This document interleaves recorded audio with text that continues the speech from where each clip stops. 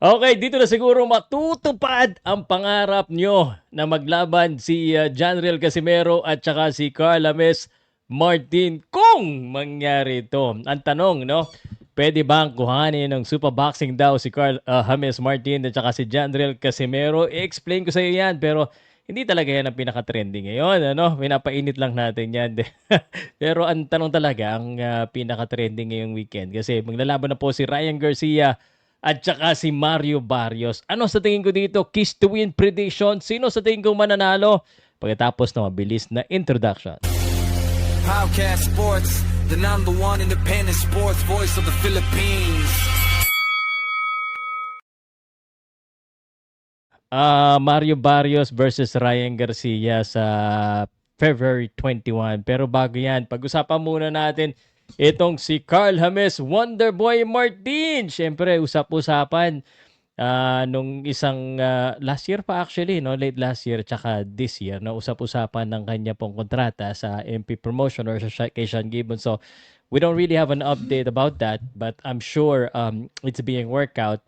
Pero may nagtanong, sir, after makuha ni Mark Magnifico Magsayo sa Super Boxing, may posible pa bang mga Pinoy na kunin? Ang totoo niyan, hindi natin alam. Pero based po sa mga kinukuha ng Super Boxing Promotions, kinukuha nila yung mga undefeated, yung mga bata, at naisip ko kagad, pwede talaga si Carl James Wonderboy Martin. Kaya ako personally, hindi ako magtataka na baka meron pong negosasyon na nangyayari sa Super Boxing at saka kay Carl James Wonderboy Martin. Bagay na bagay, no? At pag siya po ay na-sign dito, siguradong mapapalaban agad siya. At ang balita natin, si Mark Magsayo, may laban na agad. April, kakasayin lang, may laban na agad. At ang sabi sa akin, baka daw 3 beses mapalaban itong si Mark Magsayo. So, ganun din naman itong si Carl James Martin kung sakali. At sa tingin ko, it makes sense for Zuffa Boxing to target itong si Carl James Wonderboy Martin. At dito talaga sa tingin ko, talagang mas magaganda, mas mapapalaban po siya sa mga, kasi dito walang pilihan walang build up, laban agad. And yan ang maganda naman sa Super Boxing. Speaking of maganda, gusto ko lang din sabihin sa inyo, no? May nag-comment tuloy. Sir, paano naman yung idol namin um, si General Casimero? Si General Casimero, sir, dapat yan makuha din. Ito kasi yan, ano? Si Jandrel Casimero, may existing contract po yan. And ang kanyang existing contract ay I do not think. Hindi ko alam kung ito ay expired or hindi. May existing contract siya dito sa ano sa kay Kameda. So, di ko alam kung hanggang kailan yan.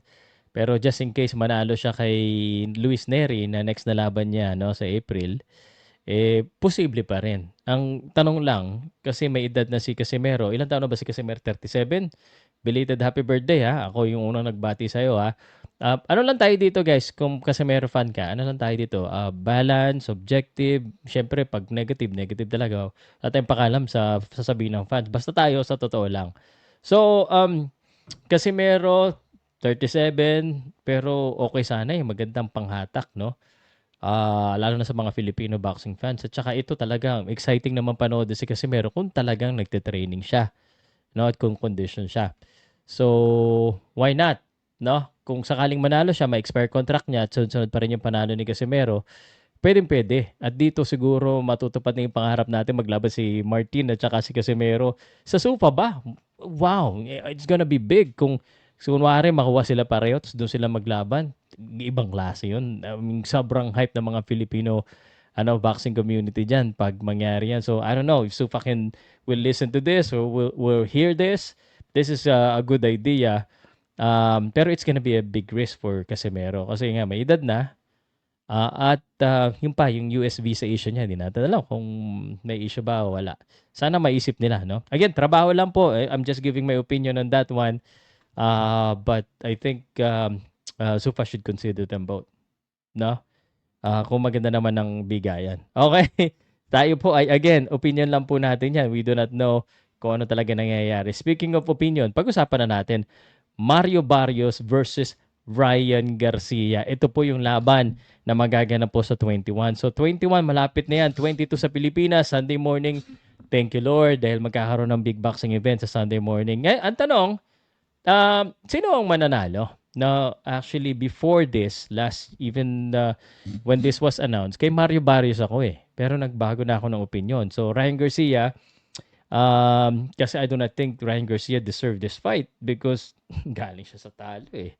Anyway, he's entering this fight looking for redemption, no? And kailangan niyang manalo kasi yung mga huli niyang laban, Rolly Romero, Devin Haney, parang hindi masyado maganda.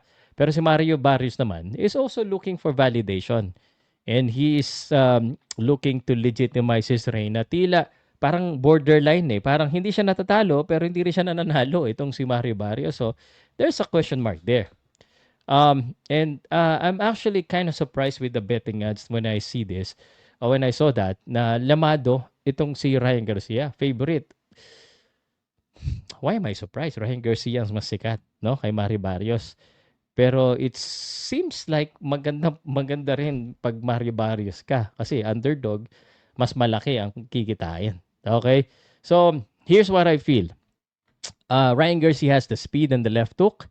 And I think moving up in 147 will, kumbaga, lalakas siya dito. Yung left hook na yan, pag tumama yan, so tingin ko, mas maano. Tsaka yung bilis naman niya, hindi naman din na, hindi naman na compromise. So, I think para sa akin, kailangan lang niya, aside from the left hook, he needs to establish that right hand. Yan yung right hand, yung pag magandang pang setup para sa left hook. And he needs to learn how to feint. Yung mga fake niya, set up a trap.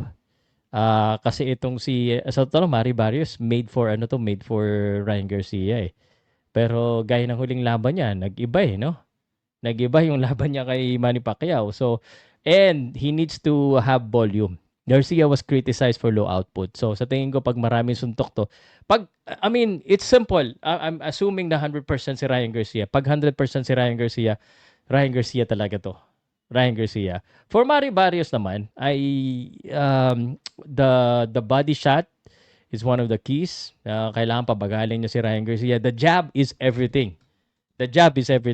His jab is world-class. Ibang klase yung jabs ni Ryan Garcia. That's what made it impossible or hard for Manny Pacquiao na to officially defeat him kasi arguably Filipino thing na nanalo tayo pero nonetheless talo tayo doon dahil sa decision.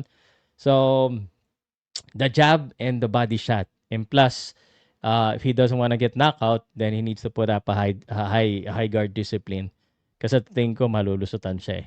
So speed and consistency Mario Barrios sa kanyang jab, pero itong si Ryan Garcia, again, if he truly wants to come back and he truly wanna have a redemption, kailangan volume and condition siya. And if he is conditioned and if he has volume, I think Ryan Garcia is gonna win. So I believe that Ryan Garcia is more athletic. I believe that he has better power. And again, he might not have deserved this one, but since the fight is happening, he's made to order itong si Mario Barrios para kay Ryan Garcia. So, unlike yung Romero, no, na awkward, itong Mario Barrios, I think mas in the book ang kanyang ang kanyang galawan. But again, this is a close fight. Garcia will likely struggle in the early rounds sa tingin ko. But the jab will eventually be timed coming forward by. So, ibig sabihin, matatimingan din ni Ryan Garcia yan. Medyo underrated din naman si Ryan Garcia. I think he has developed and his power, di natin na lang kung ano talaga yung power na yan. So, but I expect Ryan Garcia to win this one by KO or TKO, not later than 9th round. Basta late to mid rounds ang sa tingin kong knockout ni Ryan Garcia. Again, fearless prediction. Kasi pag natalo si Ryan Garcia dito, tapos na talaga siya. I mean, hype lang talaga. So, but, I still want to believe in him and I'm changing my mind. I think Ryan Garcia is gonna win by knockout. Although, bakit paano niya gagawin yan eh. Si Manny Pacquiao nga hindi nagawa, no? And magaling din ang trainer ni Mario Barrios. Well, we gotta decide. We gotta pick someone, in my fearless prediction. And I changed my mind again a week before the fight. Ryan Garcia by knockout. Late rounds. Round number 9, 7-9. Let me know, guys, if you agree or disagree with me on the comment section.